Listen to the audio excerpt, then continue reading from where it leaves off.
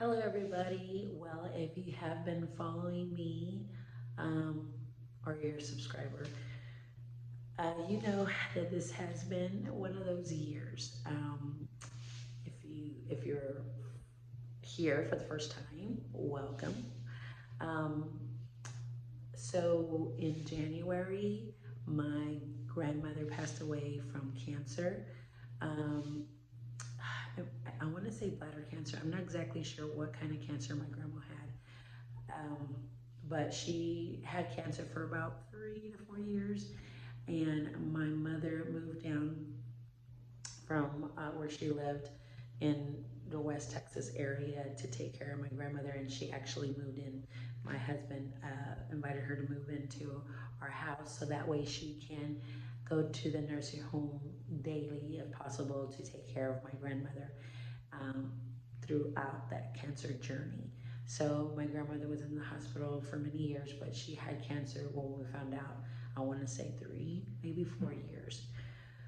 So my grandmother passed away in January, and we actually, oh sorry, we actually noticed that mom was walking different. No, I think because was complaining about her back hurting at the funeral, my grandmother's funeral. And so um, from then on, we noticed that she was sleeping a lot um, later than usual in her room. And then when she would come walk in, she was dragging her feet. So we know that something wasn't right. And so we kind of encouraged her to go to the doctor, which she did not. Um, but little did we know that she went to the doctor probably a year or two before. Um, and she noticed that she had, well, they told her she had a lump, but because she was taking care of my grandma with her cancer journey, that she put herself on the back burner and she didn't really pay attention to it. And so we did not find out until later. I did not know that she had a lump on her breast until later. And then fast forward to April. Um, I got a phone call from my son saying that he dropped my mom at the hospital, at the emergency room, because my mom was a very, um, she is a very strong woman, and she didn't want people to worry about her. So she told my son to just drop her off, and before he went to work. And so he was like, "Mom, I know she said to drop her off." I said, "That's fine." And then so I kept up with her while I was at school working, and so she took, during that time, my students were testing, so I had time walking around monitoring them.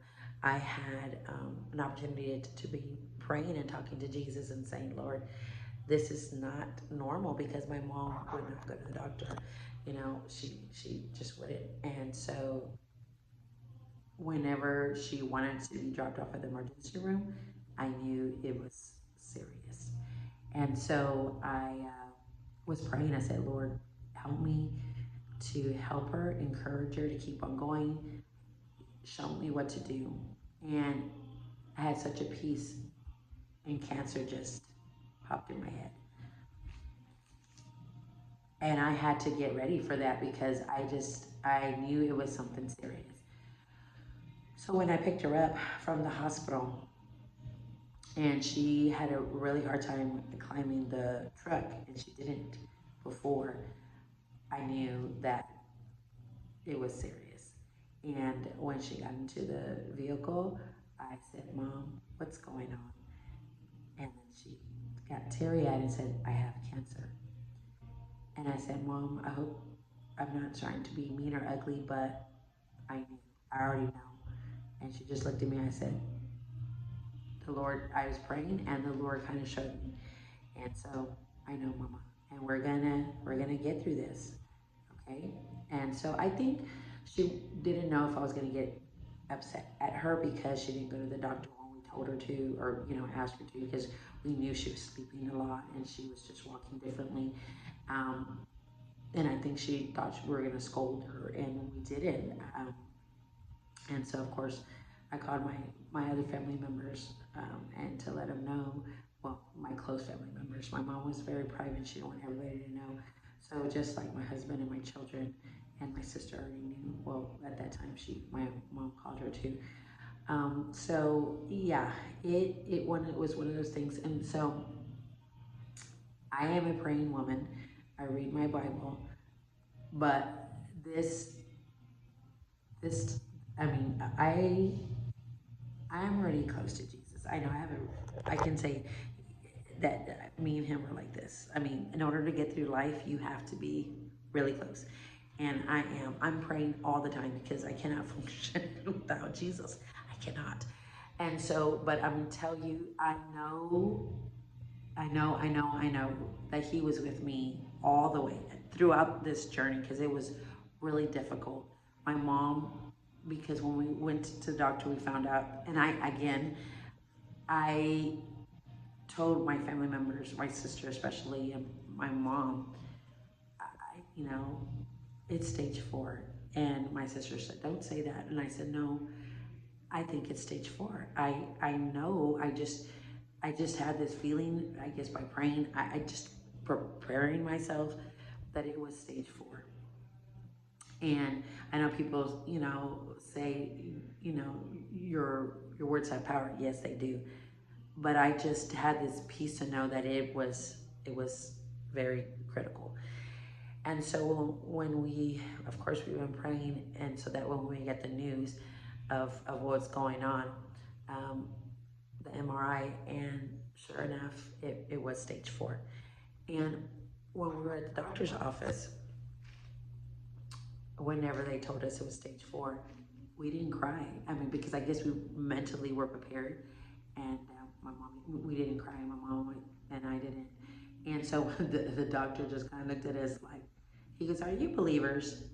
And we said yes. And so, and then he told us some different ways, like organic ways, fasting, and helping her maybe, because she did not want to go through chemo or radiation, and that was her choice that she did not want to do that. She just felt that her heart wouldn't take it.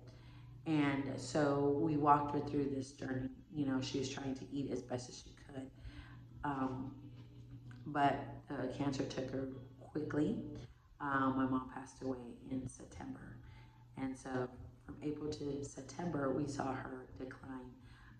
The cancer spread to her spine. And so um, I want to say maybe the last 30 days of her cancer journey, she was paralyzed.